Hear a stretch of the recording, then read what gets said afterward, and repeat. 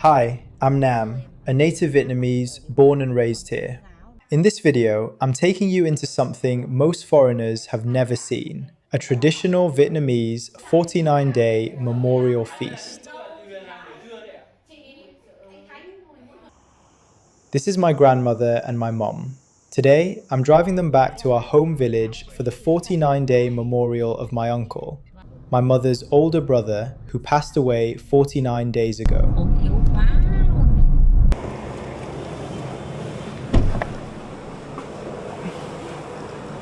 This small house belonged to my uncle. After he passed, he left it to his younger sister, my aunt, my grandmother's youngest child. My uncle was deeply respected by our whole family, which is why today we're all coming together for this family feast in his memory.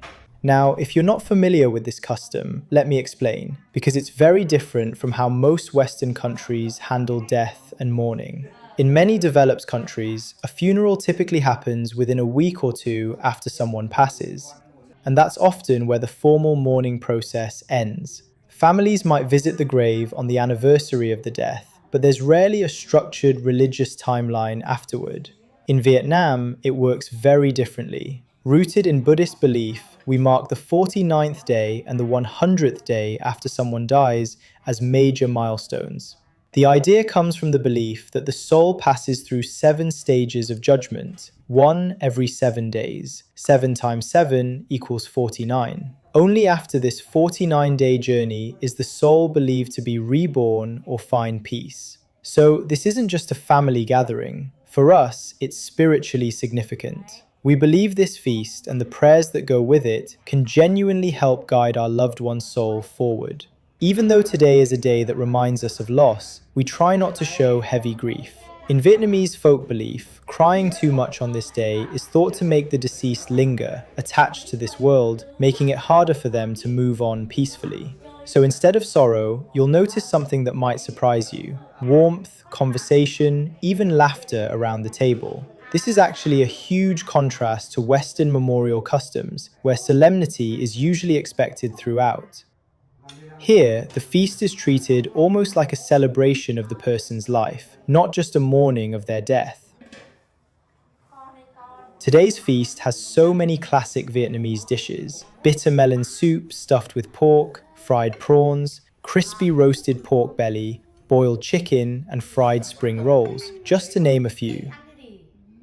Right now, I'm mixing the dipping sauce for the spring rolls, and honestly, for me, this sauce makes up almost 40% of how good the spring rolls taste. That's how important it is in Vietnamese cooking. We're not just eating fried rolls, we're eating fried rolls with the right sauce, and that balance matters just as much as the main dish itself. This sauce is made with fish sauce, sugar, kumquat juice, a bit of pickled carrot, and pickled green papaya. Sweet, sour, salty, all balanced together. It's a small detail, but in Vietnamese cuisine, dipping sauces like this one are often considered an art form of their own. More relatives are arriving now. This one-story house only has 2 small rooms, but somehow we still manage to fit 4 trays of food, with 6 to 7 people sharing each tray. This kind of gathering, everyone sitting close together, sharing from the same trays, is a defining part of Vietnamese culture. Unlike the more individual portion dining style, common in many Western countries, sharing food from communal trays is how we express closeness and unity, especially during important family occasions like this one.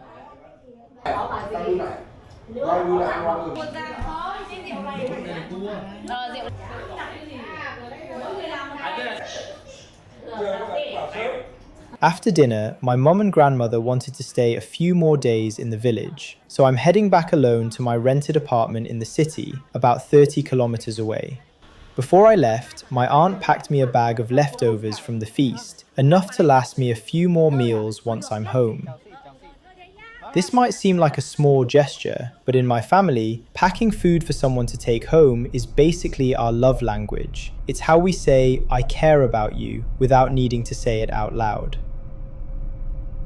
Thank you so much for watching. I hope this video gave you a new perspective on a side of Vietnamese life that most people never get to see. If it did, a like and a subscribe would mean a lot to me. See you in the next video.